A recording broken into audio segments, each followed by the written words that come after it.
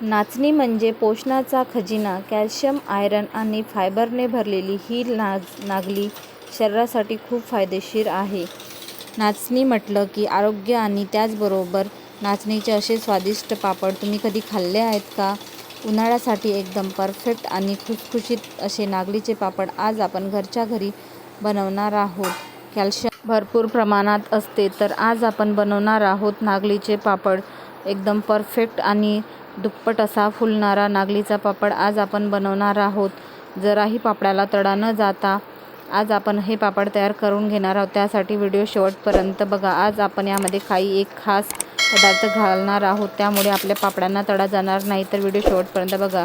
तर चला रेसिपीला सुरुवात करूया. त्यासाठी मी 2 किलो एवढी नाचणी घेतलेली आहे. नाचणीला 2 ते 3 पाण्याने स्वच्छ धुवून घेतलेली आहे. त्यानंतर त्याला आपल्याला 2 दिवस रात्रभर भिजत ठेवायचं आहे. तर बघू शकता इथे 2 दिवसानंतर आपली नाचणी एकदम अशी परफेक्ट अशी भिजलेली आहे. त्यानंतर त्याला आपल्याला 2 ते 3 पाण्याने चांगल्या प्रकारे वॉश करून घ्यायचं आहे. नाचणी मी दुसऱ्या भांड्यामध्ये थोडीशी घालून घेत आहे, जेणेकरून आपल्याला वॉश करण्याला चांगल्या प्रकारे वॉश करता येईल. तर बघू शकता अर्धी नाचणी मी दुसऱ्या पातेल्यामध्ये घालून घेतलेली आहे आणि त्याला 2 ते 3 पाण्याने चांगल्या प्रकारे अशा पद्धतीने आपल्याला हाताने चोळून त्यामधील घाण पाणी काढून घ्यायचं आहे आणि चांगलं 2 ते 3 पाण्याने स्वच्छ धुवून घ्यायचं आहे. तर बघू शकता इथे आपली नाचणी अशाच पद्धतीने आपल्याला 2 ते 3 पाण्याने धुवून घ्यायचं आहे. दुसरी पातेल्यातली सुद्धा नाचणी अशाच पद्धतीने आपल्याला धुवून घ्यायची आहे. त्यानंतर आपल्याला ही नाचणी चाळून घ्यायची आहे, गाळणीने गाळून घ्यायची आहे, जेणेकरून त्यामधील खाली जे गोटे वगैरे असतात, माती वगैरे असते, ते खाली तळाशी बसणार. तर बघू शकता अशाच पद्धतीने आपल्याला नाचणी धुवून घ्यायची आहे. तर त्यानंतर एक वाटा घेतलेला आहे, त्यावर एक चाळणी ठेवून घ्यायची आहे. त्यानंतर त्यावर एक कापड ठेवून घ्यायचं आहे आणि अशाच पद्धतीची एक चाळणी घेऊन गोल गोल फिरवत आपल्याला अशाच पद्धतीने नाचणी धुवून घ्यायची आहे. तर बघू शकता माती वगैरे अशा पद्धतीने केलं तर माती तळाशी बसते आणि मातीसुद्धा साफ, आपली नाचणीसुद्धा एकदम साफ अशी. तर बघू शकता यामध्ये काही माती वगैरे असेल ते आपली तळाशी बसते. तर बघू शकता तुम्हाला दाखवते. तर बघू शकता इथे बारीक अशी माती खाली अशी जमा झालेली आहे. अशाच पद्धतीने आपण संपूर्ण नाचणी अशाच पद्धतीने आपल्याला धुवून घ्यायची आहे. तर बघू शकता दोन्ही भांड्यामधली मी नाचणी अशाच पद्धतीने धुवून घेतलेली आहे. इथे मी 2 किलो एवढी नाचणी घेतलेली आहे. त्यानंतर आपल्याला अशाच पद्धतीने गाठोडा बांधून घ्यायचा आहे. तर बघू शकता इथे आपण अशाच पद्धतीने नाचणी चांगल्या प्रकारे धुवून घेतलेली आहे. त्यानंतर अशाच पद्धतीने त्यामधील संपूर्ण पाणी आपल्याला निथळून घ्यायचं आहे आणि अशाच पद्धतीने गाठोडा बांधून आपल्याला 1 दिवस संपूर्ण ठेवून घ्यायचा आहे, जेणेकरून त्याला कोंब येतील. कोंब आल्यानंतर आपल्याला ही नाचणी फॅनमध्ये किंवा तुमच्याकडे ऊन येत असेल तर उन्हामध्ये सुकवून घ्यायची आहे आणि गिरणीमधून दळून यायचे आहे. तो सुकवण्याचा व्हिडिओ माझा स्किप झालेला आहे. तर बघू शकता इथे 2 दिवसानंतर आपण गिरणीमधून पीठ दळून आणलेलं आहे. त्यानंतर अशाच पद्धतीने एका पातेल्याला अशा प्रकारे ओढणी किंवा कॉटनचा कपडा बांधून अशाच प्रकारे आपल्याला पीठ चाळून घ्यायचं आहे.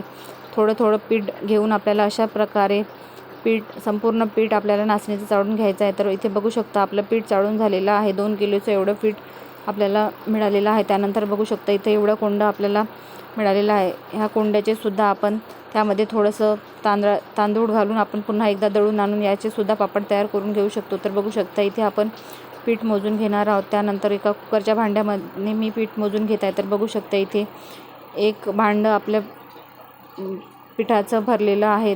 अशाच पद्धतीने आपण संपूर्ण पीठ मोजून घेऊ. जवळपास 1.5 कुकरचा डब्बा एवढं पीठ आपलं तयार झालेलं आहे. अशाच पद्धतीने आपण जेवढं आपलं पीठ होतं तेवढंच आपल्याला पाणी पापडांसाठी लागणार आहे. तर बघू शकता जेवढं पीठ होतं तेवढंच आपण पाणीसुद्धा मोजून घेणार आहोत.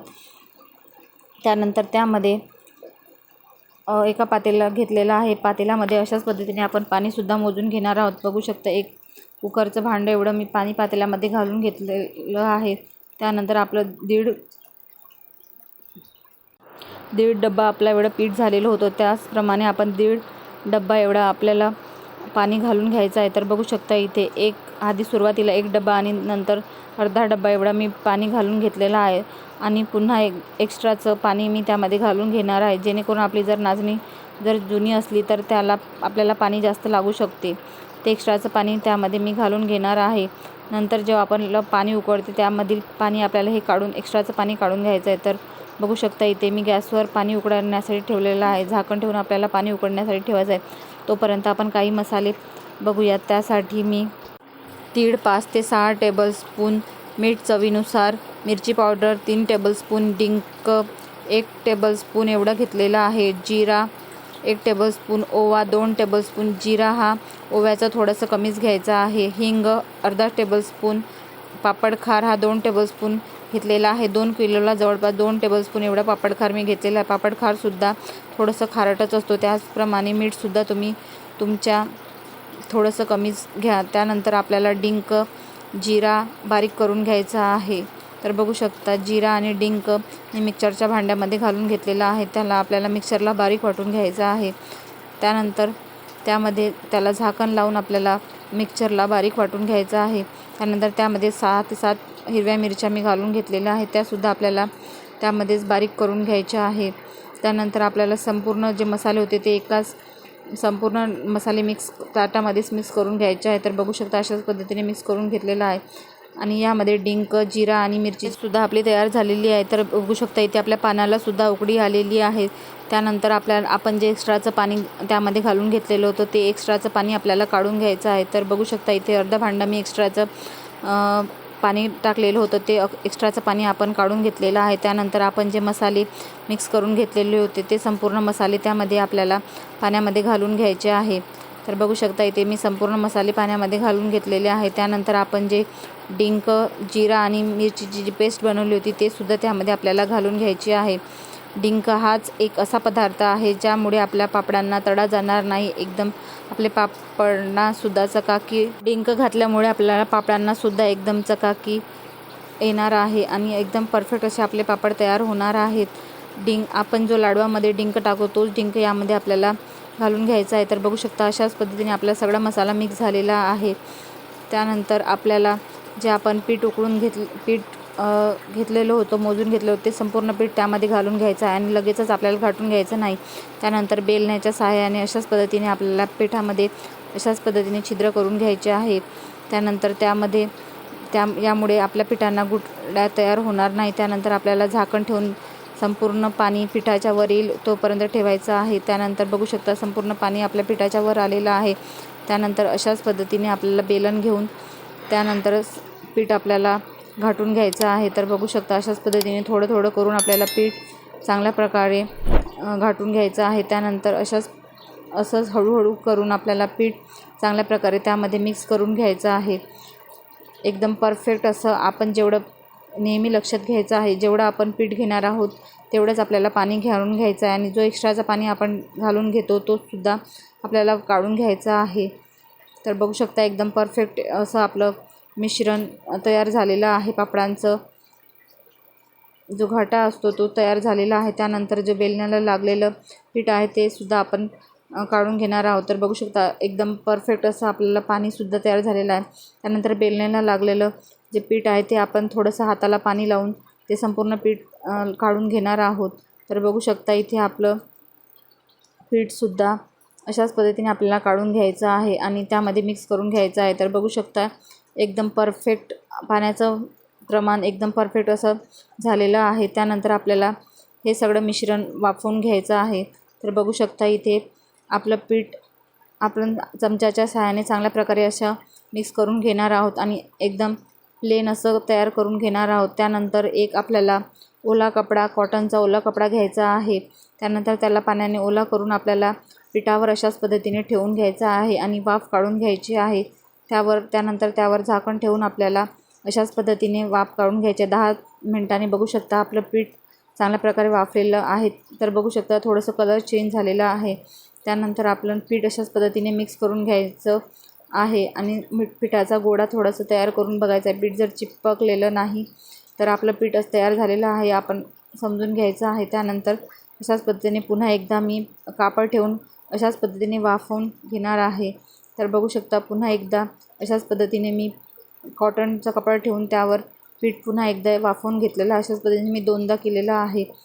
तर बघू शकता आपलं पीठ चांगल्या प्रकारे आता शिजलेलं आहे. कसं चेक करायचं ते मी तुम्हाला सांगते. तर बघू शकता अशाच पद्धतीने मी आपल्याला पीठ चांगल्या प्रकारे सुरुवातीला मिक्स करून घ्यायचं आहे. त्यानंतर त्यामधील थोडंसं गोळा घेऊन आपल्याला हातावर अशाच पद्धतीने गोळा तयार करून घ्यायचा आहे. जर आपला गोळा हाताला चिपकला नाही तर आपलं पीठ तयार झालेलं आहे. अशाच पद्धतीने आपण त्यानंतर पीठ आपल्याला खाली उतरवून त्याचे पापड तयार लाटून घ्यायचे आहे. तर बघू शकता अशाच एका पिशवीमध्ये थोडंसं तेल लावून घेतलेलं आहे. तेल जरी नाही लावलं तरीसुद्धा चालते.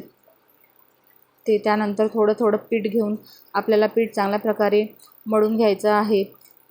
तर बघू शकता थोडंसं पीठ त्यामध्ये मी पिशवीमध्ये घालून अशाच पद्धतीने पीठ गरम असल्यामुळे थोडंसंच पीठ सुरुवातीला घ्यायचं आहे आणि चांगल्या प्रकारे मळून घ्यायचं आहे. पीठ आपलं गरम असल्यामुळे आपल्याला सांभाळूनच हे करायचं. त्यानंतर उरलेलं पीठ त्यावर झाकण ठेवून घ्यायचं आहे जेणेकरून आपलं पीठ सुकणार नाही.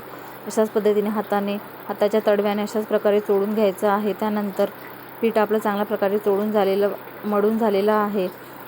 त्यानंतर लगेचच आपल्याला पिठाचे गोळे तयार करून घ्यायचे. अशाच पद्धतीने थोडंसं पीठ घेऊन आपल्याला कोरपाट किंवा अशाच पद्धतीने लांबसर असं पीठ थोडंसं मळून घ्यायचं आहे. त्यानंतर त्याचे आपल्याला गोळे तयार करून घ्यायचे आहे.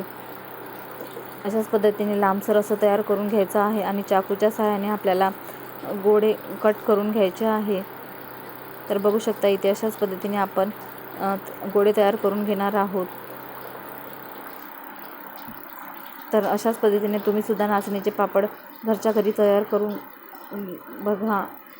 त्यानंतर बघू शकता अशाच पद्धतीने आपल्याला एक एक करून गोळे तयार करून घ्यायचे आहे. गोळेसुद्धा आपल्याला एका भांड्यामध्ये किंवा एका पिशवीमध्ये ठेवून घ्यायचे जेणेकरून ते आपले जे गोळे आहेत ते सुकणार नाही आणि पापडसुद्धा एकदम परफेक्ट असे तयार होतील. तर बघू शकता अशाच पद्धतीने एक एक गोळा आपण कट करून घेणार आहोत आणि हे गोळे आपल्याला एका भांड्यामध्ये ठेवून घ्यायचे आणि त्यावर झाकण ठेवून घ्यायचं आहे जेणेकरून आपले गोळे सुकणार नाही. किंवा पिशवीमध्ये सुद्धा तुम्ही हे गोळे ठेवू शकता. तर बघू शकता इथे जेवढं आपल्याला पापड तयार करून घ्यायचे संपूर्ण गोळे एकदाच तयार करून घ्यायचे नाही. थोडे पीठ घेऊन अशाच पद्धतीने चुरून गोळे तयार करून घेतलेले आहेत. त्यानंतर बघू शकता त्यावर झाकण ठेवून आपल्याला हे गोळे साईडला ठेवून घ्यायचे. त्यानंतर इथे मी पापडची मशीन घेतलेली आहे. त्यावर एक प्लास्टिक ठेवून घ्यायचं आहे. त्यानंतर एक गोळा ठेवून त्यावर परत एक पिशवी ठेवून अशाच पद्धतीने आपण प्रेस करून आपल्याला पापड तयार करून घ्यायचे आहे. त्यानंतर बघू शकता इथे आपलं पापड तयार झालेलं आहे. पापड जर तुम्हाला थोडंसं जाडसर वाटत असेल तर